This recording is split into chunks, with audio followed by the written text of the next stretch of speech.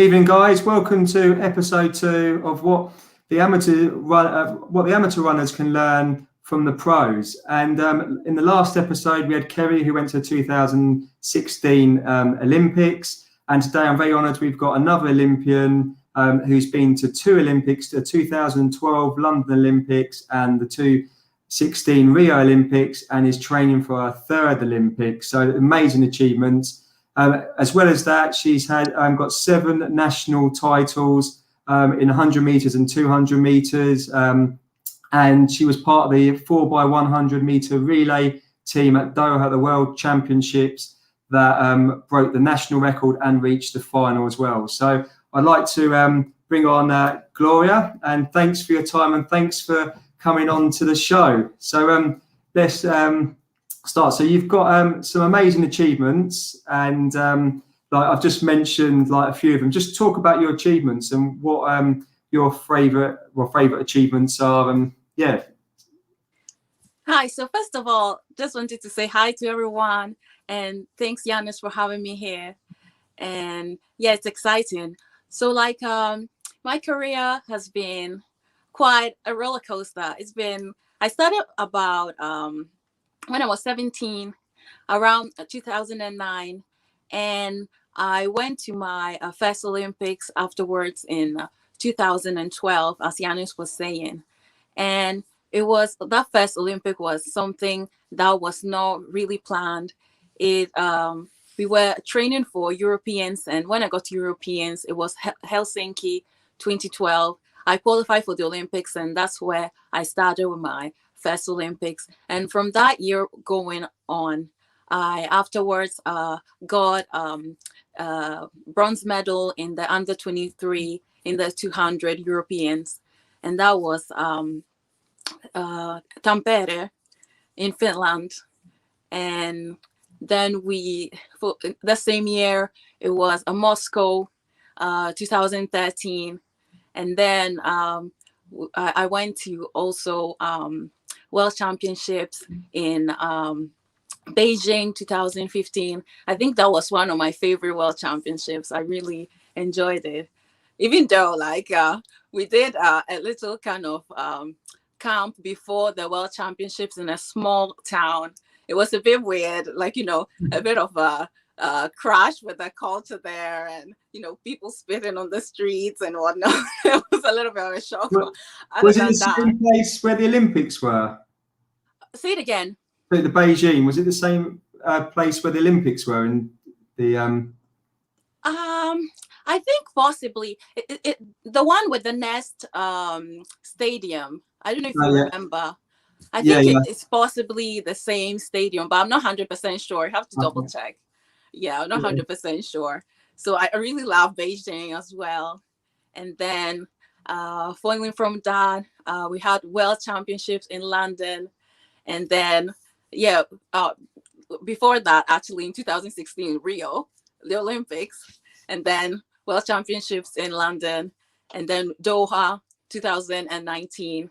And then, we had Tokyo this year, preparing for it. And fingers crossed, last year it didn't happen. So this year is still training and preparing for it. Hopefully it all goes through.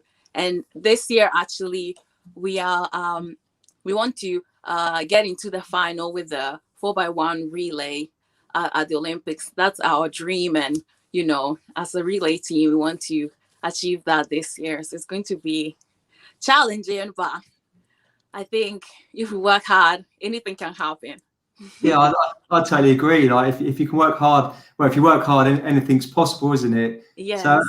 So you said about the Olympics and the World Championships and where you've competed, and what so far, like at the 2 Olympics, which has been your favourite Olympics, the London or the Rio one?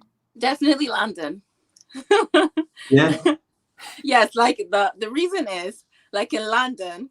I actually ran in my qualifying round with Alison Felix. I was in lane 2 and she was in lane 3. I was just so excited. That was my favorite. And also from the standpoint of how they organize the games and everything, I think London was done much, much better. Okay, that's good to know. But what was the difference with the two Olympics? Was Rio different? Was it like well, the heat obviously was different. Did it play a factor? Not really.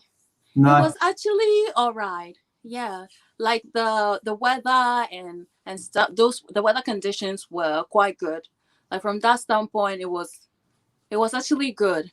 Like I would say the only thing that was lacking was the organization and how the facilities were, because like when we went in there, like the Olympic Village, some of the buildings were incomplete and there were issues with plumbing and stuff like that. So that's what I'm talking about. That was no.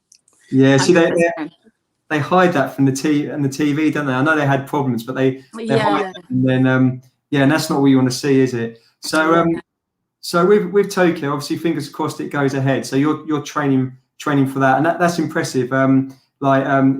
3 Olympics, and you're still under 30 years old. Like that's an amazing achievement. So in regards to training at the moment around COVID, how have you been able to try and keep training around what's happening with all the facilities shut and stuff? So like I've been very blessed in the sense that I've got a team of people that are very supportive, and even the facilities where I train, the Canterbury Academy, like the school principal, Mr. Phil, has been very supportive, and Lifestyle Gym as well, the managers and stuff, they've been very helpful, and they've supported me even during the lockdown. So as an elite athlete, I was signed off both by British Athletics and by the school to be able to still train during this lockdown. So it was a little bit different in the sense that some of the times when you're training, you're alone, and if you're doing runs and doing reps and stuff, you're doing everything by yourself. But honestly, I was just grateful to have access to facilities and keep on training, and that's what has been driving me, and keep going, like the gratitude, I would say. So yeah, that's good. And with a lot of people that'll be watching this, a lot of a lot of the questions that comes up is that with COVID, how do you stay motivated? Because you just mentioned that you train on your own. I mean, I've been fortunate enough to see you train on the track and seeing you train with others when you can. But how have you been keeping motivated? So like for me, it's just the drive of wanting to get better. So like one of the things we did at the beginning of the season with my coach is to outline like what my why is and why I'm doing what I'm doing and stuff. And that thing, like keep on reminding myself why I'm doing what I'm doing, actually is what has kept me going. So like one of the things I wrote down for myself is aiming for excellence. So doing the best I can at the moment, on the day, the best that I can possibly do myself. So the best that I can be in that particular moment, that's what I'm aiming at. And of course, not every day, comes out well. Sometimes you do wake up, you don't really feel like going out and doing what you have to do. But in some way, keeping that why in my mind, in some way, like helped me to still keep going. It was something, I know it seems like, cliche and words, but actually when you have this why and internal motivation, that tells you, okay, this is what I'm going to do, and I'll keep going, even though I don't feel like it. Some of the days, you go out, it's rainy, it's wet, it's cold, whatnot, but still you have this why that's driving you, like whatever it takes, I'm going to do it. Like one of the things that helps me, this is what I want to do.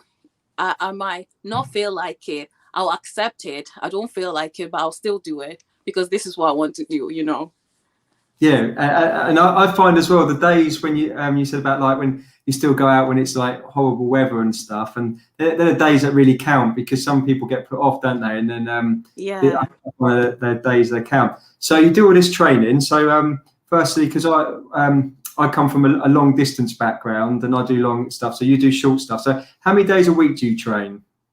I do 6 days a week. Sunday is my rest day. Sunday's a rest day. Okay, so mine's Saturday. So you have Sunday as rest day. So how many sessions would you do in a day, for example? Like, would you how many sessions would it be? One session, just running? Yeah, I'll let you go on. Yeah. So at the moment, I've got one session each day. Like in the past years, I used to have some days where I did double sessions and stuff like that. But this year, I've just done like single sessions, and I have weightlifting on Monday and Wednesday, and the rest of the day I have running sessions. So on a Tuesday is sprints, on Thursday speed endurance, and Friday aerobic session to recover and help blood flow through the legs. And Saturday is the killer session, lactic. Oh, yeah. Because when I see you on a Tuesdays seem like a tough session as well. Yeah, it's intense, very intense. But I will tell you, I think it's my favorite because it's just pure speed. Oh, it's not like, the lactic kind of thing, the bed that hops on your back and you cannot run. It's not that at all. So I love it.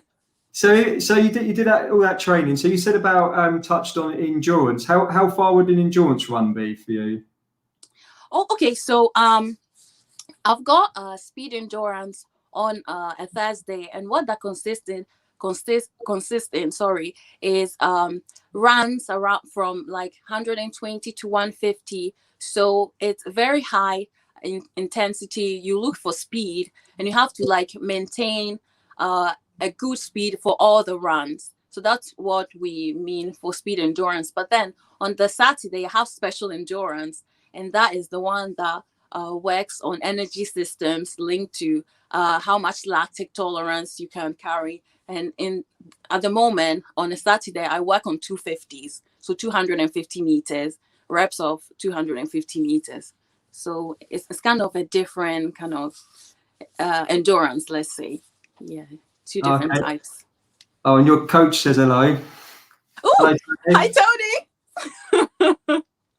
So it's quite impressive. You've got all those. You do like when I say endurance, people, when I say I do endurance, it's like 1 mile reps, 2 mile reps, and your endurance is 250 meter reps. So it's quite impressive to see what you do as well.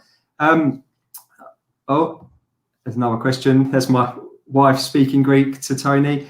Hi, Mel. So you do all that. So you train 6 days a week. You have one rest day. So when you've got a tournament coming up, say, would you have an extra rest day, or we just have still just have the one rest day? I normally like to have a rest day. So it's either the day before the race or 2 days before. So if I have the chance to travel and I have like a rest day 2 days before, and the day immediately before the race, I just do a light warm up to get myself ready, and then I compete. Or I do like a light warm up with a few block starts the day before, and I go. But yes, I like having a rest day. Yeah, I think you've got to have one rest day at least. Mm-hmm. Yeah. So you do all this training. Is this your full-time job, or do you study, or do you have a job on the side or anything? Okay, this is my full-time job, but at the same time I still study. Okay. So, yeah. What are you studying? Nutrition. That's what I study. Oh, nice. That's a good subject. So obviously, nutrition is very important. Important in your training, isn't it, and your racing? So it's obviously where it should be part of anyone's training. So I've got some other questions as well. So I think Mel's asked a question. So he said, "Where's the most beautiful location you have trained?" The most beautiful location where I have trained, I think Tenerife. Yes, it's just the fact of being in a sunny place, warm place in January. So we did like a warm weather training there. last year, January, way before the whole lockdown thing happened. We had this nice training camp with the 4x1 relay. I liked it a lot. Even though I trained for a long time in Florida as well, that was nice as well. So I don't know between the two which one to choose, but like warm weather places are the best. So you talk about Tenerife, you say Florida as well. Like, I mean, I've never been to Florida. I've always wanted to go to Florida. Well, I've never been to Tenerife either. But so why are you how can you're training here? You're training in Canterbury, a small city, and you're like, you're a fantastic sprinter, and you've been to Olympics, and why Canterbury? So I came to Canterbury through Jack Green, which is my coach right now.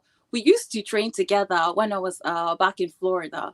So we trained together for a year, and then like he left whilst I stayed there for another year or so. And after I finished like my season in Florida, I was looking for another place to train, and I contacted different people, including Jack. And I came to check out this place, Canterbury, and I just fell in love with this place. I loved Canterbury, a small town. It actually reminds me of the town I come from, which is Verona in Italy. It also has like this historical kind of feel, and it's quiet and stuff. So it felt like home. And I met my my former coach June then.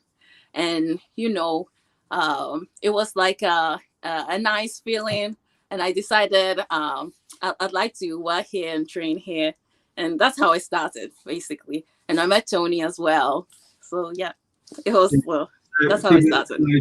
Tony is Gloria's coach as well, so yeah, and Tony's saying so. Canterbury's a lovely place. I love it in Canterbury. But I'm from here, so So Tony's saying,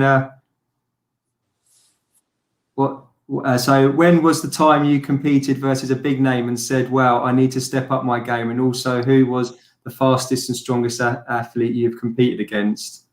He's put you on the spot here. I would say Alison Felix. I competed with her in 2012 for the first time. On my qualifying round in London. And I was like in awe, to be honest. I was like, "Oh, Alison." I think I didn't focus much on my race that day. I was just like, I think she's the strongest athlete I've ever competed against. And she's like a legend, to be honest. Oh, well, and in regards to this, like when I was younger, I grew up watching I wasn't really into it, but I used to watch the Olympics when it was on. Michael Johnson, and he was like phenomenal athlete. I mean, who did you, when you were growing up, who did you inspire to sit when you? Well, yeah, who was your hero growing up? I would say, I loved this long jumper that represented Italy. Her name is Fiona May. And I used to look at all the competitions when she was jumping and stuff when I was very little, because like in our house, my mom loves athletics. So she's always been watching stuff on athletics. And I used to love this athlete because she represented Italy for many years as well. She was a long jumper. I'm not in long jumper. I liked her a lot. Okay. Yeah, I've never heard of her. I'm gonna have to look her up when I after this, after have a look. I'll say someone. I was going to go on to a bit more about training, but someone's saying any advice on warm up and this is from Steve. Any advice on warm up and warm down before and after training session routines, and for how long?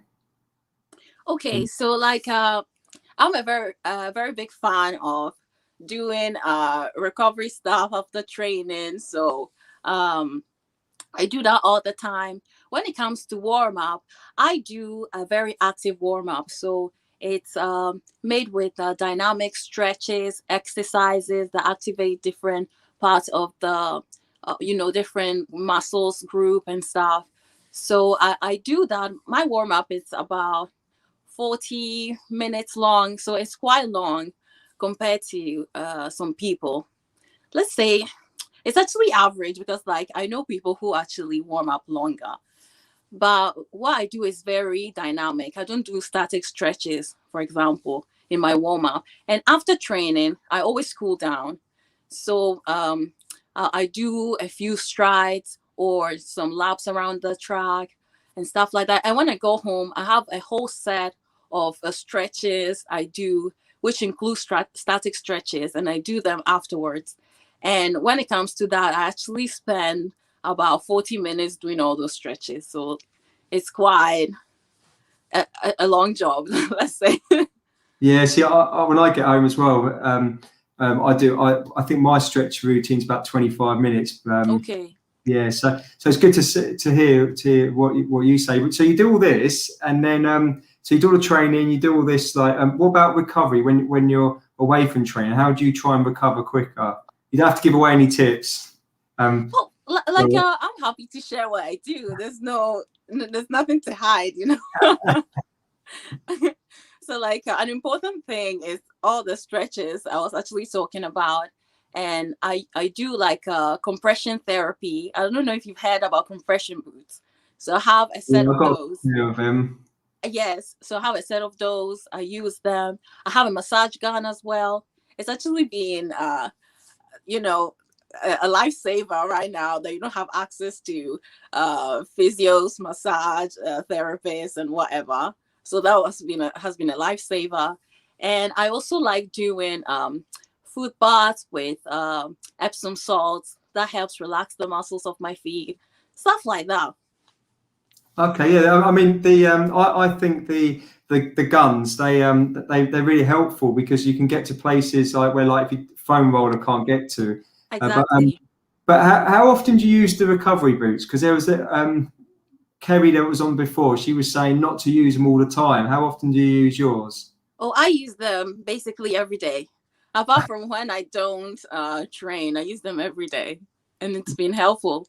Like for me personally, I've been doing every day, and it's been good for me. So yeah, see, I see when my physio let me he let me use his a few years back, and I thought, oh, will they work, will they not? And what I did, I did a hard hill session, then I went straight into his practice and put them on, and I couldn't believe my legs were fine the following day. So I had to buy a pair. So I use them quite often as well, because I think anything age recovery, it will help, don't it? Will it help?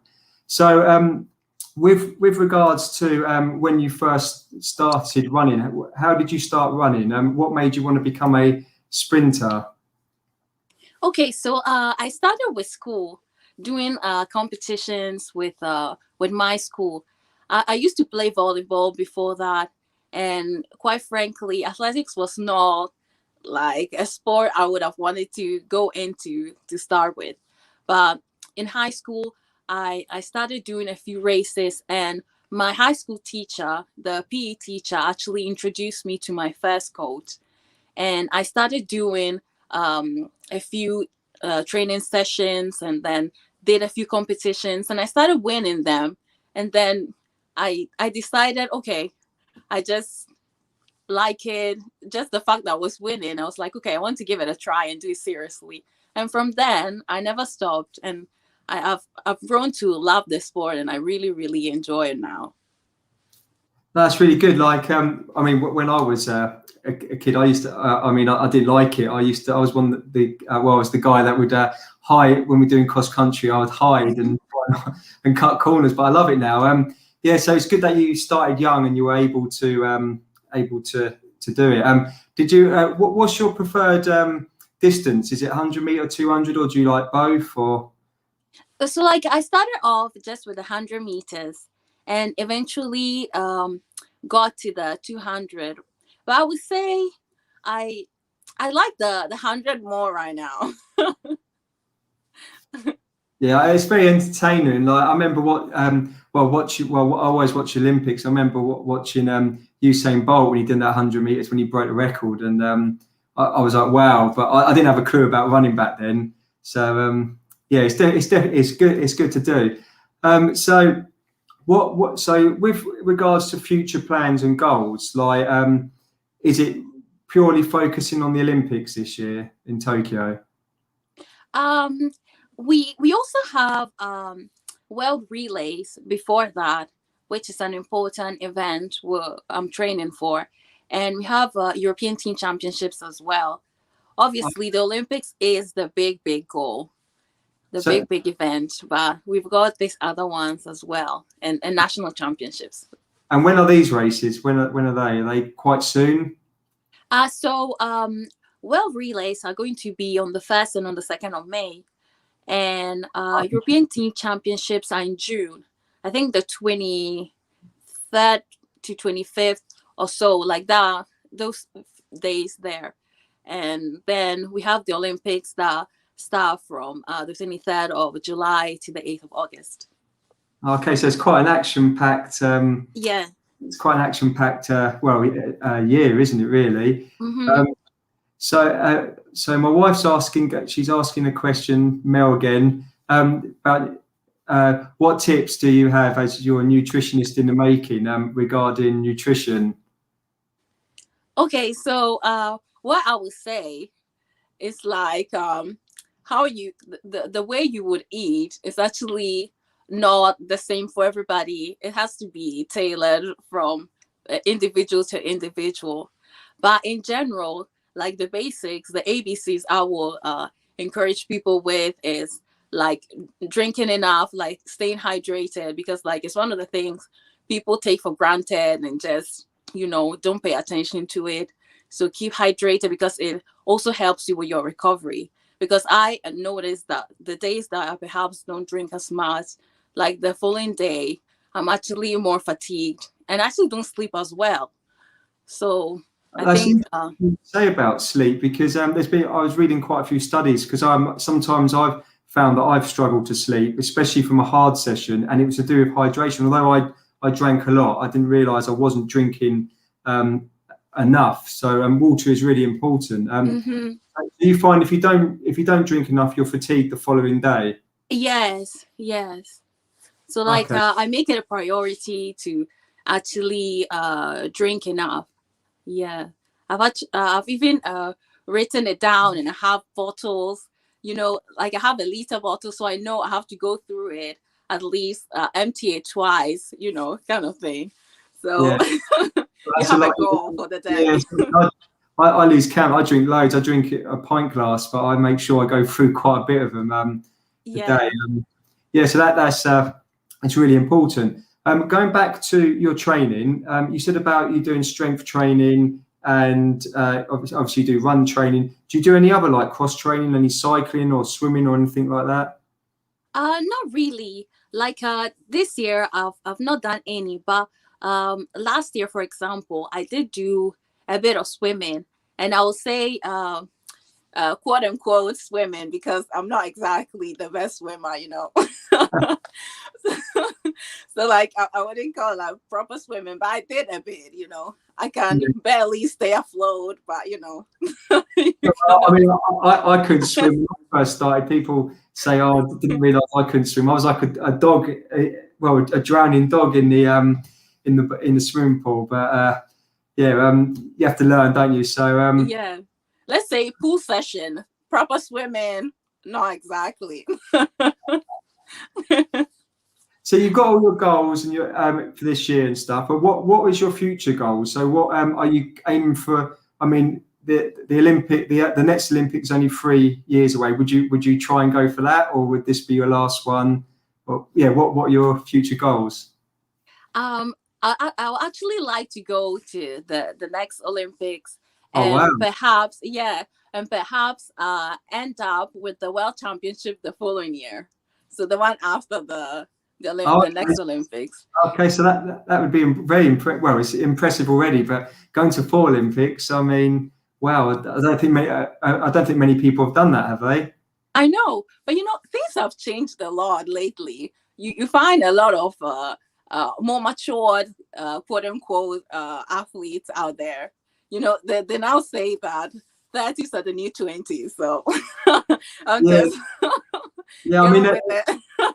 they're saying now that they're saying that like mid-30s is like your peak age now, and like mid-30s to late-30s is your peak age in a lot of sports. So it's quite interesting to see. Do you think that's technology, or do you think that's people's lifestyles have changed, or I think it's a bit of all of those elements, because at the moment we have a bit more knowledge on lifestyle and nutrition. So eating properly, sleeping enough, and so on. And we're also like more sophisticated in our training as well.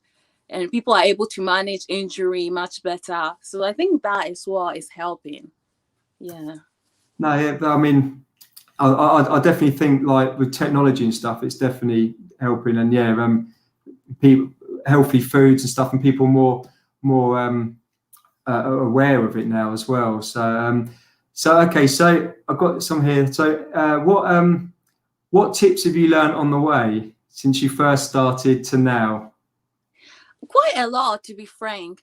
One of the things I've learned, especially lately through this lockdown, to be fair, is being more in tune with myself and listening to my body, and even in training, being aware of what I'm doing, my movements, and all of that. Because like when I was younger, it was more about depending on what the coach would tell you, what people from the outside would tell you, their feedback. But at the moment, I've been able to be more aware. So I actually contribute to my training and everything, like with my input as well, like how my body is feeling and all that. And you work with your coach with these two elements. I feel it makes training much better, and you produce better results. So being having a greater awareness of yourself. Okay, that's a good answer. And is there anything you would do different now than what you'd done in the past? Yes. One of the things would be, like, if I were to speak to my younger self, I would tell her to believe more in herself and not to be as self-conscious. Like a lot of people try to tell you what you're supposed to do, who you are supposed to be, but trust yourself a little bit more, because like, that there's something like an instinct on the inside actually is able to drive you towards the right direction. So be in tune with yourself. That's what I will tell my younger self. Okay, that's good. Yeah, that's a good answer. I think believing yourself is very important, I think, and it helps with motivation as well. And it's good to learn from mistakes. So, I mean, it's good to learn. My wife's again asking another question. Go on, and so she's saying sleep is very important for recovery. Do you have a set bedtime you stick to? Oh, yeah, I do. So normally I try to be in bed by 9. So I have this window between 9 and 9 and half 9. I have to be in bed. So since I know I sometimes get carried away with all the things I'm supposed to do, I actually set something like an alarm that around 8, I have to be starting with my pre-bed routine, my face wash, and all of those little things that you do before going, a bit of breathing exercises. I do like a visualization as well, visualization exercises, all of that. I have to fit that and start programming myself. By 8 o'clock you start with a routine, so that by 9 you're in bed. Okay. So, yeah. And what time would you normally get up in the morning? So I wake up around, say, 8. Yeah. Okay, wow. So you get a lot of sleep then. Yeah. You don't have any problems. You just sleep and that's fine. You sleep all the way through. Yeah. Okay, that's interesting, because I go to bed about 9:15, 9:30. I don't have all that routine though that you do, but I get up between 5:30 and 6. So just ever since COVID, I haven't been able to. I just wide awake at that time. So it's interesting that you sleep a little bit longer as well. it's quite interesting. I might wake up to pee in the middle, of course, but then I fall back to sleep. Yeah, I'm the same. So just looking at some other questions. So do you have any advice for people that want to take up athletics, sprinting? What would you tell them? So I would say they should go for it, because it's never too late. You with athletics, you have like different events you can do, and I feel you can find your the event something you like, because like athletics has many events, and I would say it's never too late. Like I started when I was 17, so like relatively like old age. I mean, not old age, but not too young. I started 29, so Okay, yeah, you see, so I feel like it's never too late, as long as you enjoy it first of all, because like it's important to enjoy it, and of course it comes with a bit of sacrifice as well some of the times, but I think you should go for it. Yeah, it gives you a lot of satisfaction. What about telling parents like to let their kids get on with it, or because I see a lot of parents pushing their kids and they're saying go on, like, or just let them get on with it and let them enjoy it. Like from that standpoint, I've never had that experience, so I cannot totally relate, because like my parents have always been supportive and there for me, but they've never been the kind of parents that are always like on the track and somehow being, I don't know, a bit of a pressure. I don't know, I've never had that kind of experience, so I cannot totally relate. That's fair enough. Okay, a few more questions and I'll let you go, because I know you got to go do your routine, so I don't want to keep you too much longer. Let's just go back to one of your achievements. So I was watching on TV and in Doha, and I remember they were talking about the British 4x100. You were in the final, and they had the GB team. But I was looking and I was cheering you on and stuff, and then you broke the national record. Now, what was that like? When you like they showed us pictures of you on TV, like jumping up and down and stuff, and what was that like when you broke the record, like, and your teammates? It was just like a dream come true, because I have to tell you, like that year was like so like tough. It was difficult. Like 3 out of 4 of the people who ran actually had health and injury issues during the season. So it was like amazing to be able to get to that point and be able to break that record. It was almost like unbelievable. To be honest, it was just a few people that believed with us. Like many thought that we're just going there for a little trip and do nothing. But, we actually believed in ourselves, and we believed we could make it. And, And how old it was happened. How old was the record? How long did it stand for before you broke it? It was about the record was like 11 years old or so. Wow. But like the fact that a female relay team was able to make the final was like a 30-year record. So that was really impressive. Congratulations. Yeah. Well, and are you going to try and break the record at the Olympics? Yep. Yeah. Why not? I'll be cheering you on. So, all right, we've got a few more questions, and there's one here. What is your favourite snack or sweet treat? Favorite snack? I like dark chocolate. Yeah, but it has to be at least 85%. Yeah, see, Mel's got us some dark chocolate. She got us some dark chocolate. I think it's 80%, but okay. I like it. Sometimes I think the taste is a bit too strong. I know, like I like that fact that it's so intense. I don't know. I love it. Yeah. Okay, there's another one about food here. What balanced diet do you have? I don't know, it might be a bit too complex, but so what I eat basically. Yeah. So like I eat pretty much, well, almost everything. I don't eat that much of wheat and grains containing gluten. So I tend to go gluten free, and I don't do dairy that much, apart from coffee that is like fermented milk. So that's the only thing I have when it comes to dairy. And then I have meat, fish. I have a lot of legumes as well. So my protein source very varied: meat, fish, legumes. And then I love rice a lot, like sweet potatoes, fruit and vegetables, of course.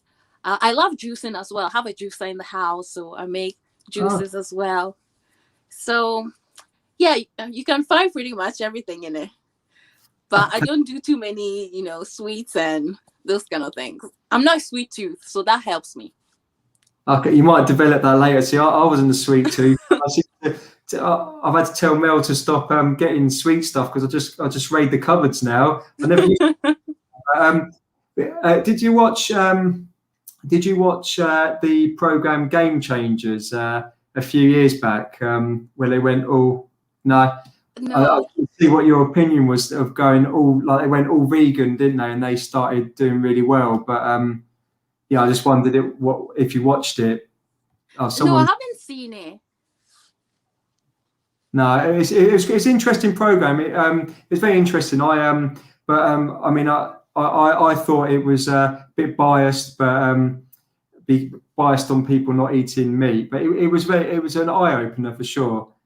So Ben's put nice choice. You can eat more dark chocolate without feeling sick. Okay, so last question, and then I'll let you go. Thank you for your time. And then last one is: do you have any stories where races haven't gone well, and you're able to change it during the race, and they've gone well, or have you, or how you've gone into the future and you've changed the race and you've done well? So what do you mean? Like what I learned from races not going well, or yeah, what's gone wrong, and then how have you like learned? How have you moved on, for example, mentally, and then gone on to another race and corrected the issue and done well off of it? Okay, so I've always been like a very critical on myself when it comes to how I execute my race. So I always try to look for the most minute details that I can fix. So to be honest, every time there is a race, and particularly when race don't go well, it's a time for me to actually stop and evaluate what things went well, what things didn't go well. And in training, like the following days, I'll just make it a point to work on those things that didn't go well. And some of the elements actually, for example, with my block starts, it sometimes took me several races to be able to fix the thing that was not right. So wow. Yeah, sometimes it's not just a matter of one race. Something doesn't go right, and then you fix it in the next one. Sometimes it takes like more races to get certain patterns into your head, and you gradually learn how to do it properly. I'm guessing it's I suppose it's muscle memory as well. So if you do something wrong, your body gets used to doing something wrong until you have to change it again. Mm-hmm. That's really interesting, especially like what you said about the starting blocks. It could take quite a few times to get it started again. Okay, so we'll call this. We'll wrap it up because I know I've kept you quite a long time. So thanks for coming on the show, Gloria, and thanks guys for watching. And there'll be another episode in 2 weeks' time with a professional triathlete that went to Challenge Daytona, long distance triathlon race last year, and he'll be sharing his stories. So thanks for watching, guys, and thanks, Gloria, for coming on the show. Thank you very much. Thanks, Yiannis, and thank you everyone for following today. See you later. See you.